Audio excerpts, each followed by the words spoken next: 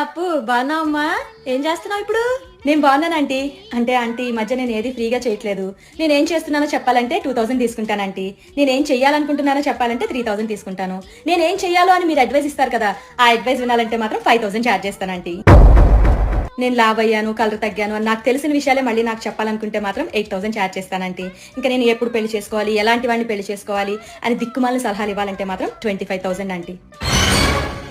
నన్ను మీ పిల్లలతో కంపేర్ చేసి మా పేరెంట్స్ కి కంప్లైంట్ చేయాలనుకుంటే మాత్రం 30,000 ఆంటీ. పిల్లల్ని ఎలా పెంచాలి అని మా పేరెంట్స్ కి అక్కర్లేని లెక్చర్స్ ఇద్దామనుకుంటే మాత్రం 50,000 ఆంటీ. అంటే వాళ్ళు అడగరు మొహమాటం, అందుకే నేనే చెప్తున్నా. ఇంకా ఇవన్నీ కాకుండా నా శాలరీ ఎంత, నేను ఎక్కడ ఇన్వెస్ట్ చేస్తున్నాను, నా ఫ్యూచర్ ప్లాన్స్ ఏంటి, ఇవన్నీ తెలుసుకోవాలనుకుంటే మాత్రం ఒక 25,000 ఛార్జ్ చేస్తానంటీ. ఇప్పుడు చెప్పండి ఆంటీ, ఏ క్వశ్చన్ తో స్టార్ట్ చేద్దాం?